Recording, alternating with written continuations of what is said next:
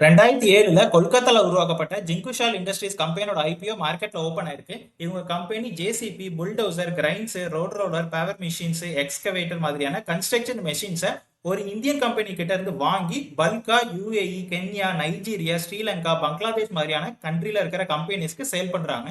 Both brand new and already use பண்ண machines இந்த ரெண்டுத்தையுமே சேல் பண்றாங்க.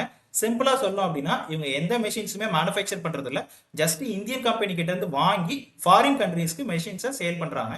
அண்ட் எங்களோட ரெவன்யூன்னு பார்த்தோம்னா 2024 242 கோடியில இருந்து 2025 385 கோடி ரெவன்யூ ஜெனரேட் பண்ற கம்பெனியா வளர்ந்துருக்காங்க. அண்ட் ஆல்சோ 2023 18 கோடி ப்ராஃபிட்டும் 2025 19 கோடி ப்ராஃபிட்டும் ஜெனரேட் பண்ணிருக்காங்க. ஸோ ஓரளவுக்கு சூப்பரான ஃபைனான்சியல் ஹிஸ்டரியை மெயின்டைன் பண்றாங்கன்னு நம்ம சொல்லலாம். அண்ட் எங்களுக்கு டோட்டலா 54 கோடி கடன் இருக்கு. ஸோ கொஞ்சம் கம்மியான கடன் இருக்கிற கம்பெனி தான். அண்ட் இவங்க 24 PE ரேஷியோல மார்க்கெட்டுக்கு வராங்க. அண்ட் ஷேர் மார்க்கெட்டை பொறுத்தவரை இவங்களோட competitor Action Construction Equipment company 31 PE ரேஷியோல ட்ரேட் ஆயிட்டு இருக்காங்க. ஸோ அந்த கம்பெனி கூட கம்பேர் பண்ணும்போது ஓரளவுக்கு நல்ல இண்டஸ்ட்ரி ஆவரேஜ் பிரைஸ்ல தான் இவங்க ஐபிஓ வராங்க நம்ம புரிஞ்சுக்கலாம். அண்ட் ஐபிஓ வர அமௌண்ட்ல ஆல்மோஸ்ட் 72 கோடியை இவங்களோட ஒர்க்கிங் கேபிட்டல் ரெக்யர்மெண்ட்டுக்காக யூஸ் பண்ண போறாங்க. அண்ட் மிச்ச அமௌண்ட்டை ஜெனரல் கார்பரேட் பர்பஸ்க்கு யூஸ் பண்ண போறதா சொல்லியிருக்காங்க. And also offer for sale மூலமா கொஞ்சம் ஷேர்ஸை ப்ரமோட்டர் செல் பண்றாங்க. ஸோ ஐபிஓக்கு அப்புறம் ப்ரமோட்டர் ஹோல்டிங் 100% இருந்து அரௌண்ட் 75% குறைஞ்சிரும். ஸோ 70% மேல ப்ரமோட்டர் ஹோல்டிங் இருக்கிறது ஒரு பாசிட்டிவ் சைன் தான்.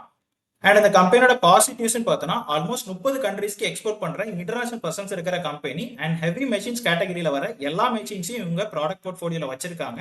அண்ட் நல்ல ஒரு ஃபைனான்சியல் ஹிஸ்டரியை மெயின்டைன் பண்றாங்க. அண்ட் ஆல்சோ யூஏஇ, யூஎஸ்ஏலையும் இவங்களுக்கு சப்சிடரி கம்பெனிஸ் இருக்கு.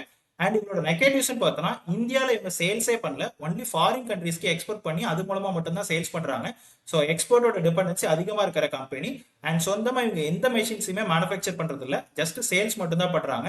ஸோ இந்த மெஷின்ஸை ஒரிஜினலா மேனுஃபேக்சர் பண்ற கம்பெனிஸ் ஃபியூச்சர்ல ஃபாரின் சேல்ஸை இன்க்ரீஸ் பண்ணிட்டாங்க அப்படின்னா இவங்க பிசினஸ் டோட்டலாவே டவுன் ஆயிரும். பிகாஸ் இம்போர்ட் பண்றதுக்கு இந்தியன் மெஷின்ஸும் இருக்காது, எக்ஸ்போர்ட் பண்றதுக்கு கஸ்டமர்ஸும் பெருசா இருக்க மாட்டாங்க. ஸோ இது ரொம்ப பெரிய ரிஸ்கான விஷயம். அண்ட் ஹெவியான ஒர்க்கிங் கேபிட்டல் இருக்கிற பிசினஸ். பிகாஸ் இவங்க ஃபர்ஸ்ட் மெஷின்ஸை பை பண்ணி வச்சுட்டு அப்புறம் தான் சேல்ஸ் பத்தி யோசிக்க முடியும். அண்ட் சின்ன சின்ன பிளேயர்ஸ், பெரிய பிளேயர்ஸ்னு அதிகமான காம்படிஷன் இருக்கிற இண்டஸ்ட்ரி இது. மற்றபடி ஆல்மோஸ்ட் 22 ரூபாய் கிரே மார்க்கெட் ப்ரீமியம் இருக்கு, 18% ப்ரீமியம்ல ட்ரேட் ஆயிட்டு இருக்காங்க. ஸோ ஃபைனலா short term investor and long term investor இந்த ஐபிஓ ஸ்கிப் பண்றது ரொம்பவே நல்லது. ரிஸ்க் ரொம்ப இருக்கிற பிசினஸ் அண்ட் கிரே மார்க்கெட் ப்ரீமியமும் கண்டினியூஸா குறைஞ்சிட்டே இருக்கு. ஸோ இந்த ஐபிஓ ஸ்கிப் பண்றது ரொம்பவே நல்லது. ஓகே, இந்த ஐபிஓ ஆல்ரெடி ஓப்பன் ஆயிடுச்சு September 25 and September 29 IPO close ஆகுது. உங்களுக்கு இந்த அலாட்மெண்ட்ல கிடைக்கல அப்படின்னா உங்க அமௌண்ட் அக்டோபர் 1 ரீஃபண்ட் ஆயிரும். அண்ட் லக்கிலி கிடைச்சிருச்சுன்னா அக்டோபர் 1 உங்க டிமார்ட் அக்கௌண்ட்டுக்கு உங்க ஷேர்ஸ் வரும். அண்ட் அக்டோபர் 3 மார்க்கெட் லிஸ்ட்டும் வரும். அண்ட் பர்சனலா நான் இந்த ஐபிஓ அப்ளை பண்ணல, ஸ்கிப் தான் பண்ண போறேன். அண்ட் நீங்களும் இந்த ஐபிஓ அப்ளை பண்றீங்க, ஸ்கிப் பண்ணுங்க.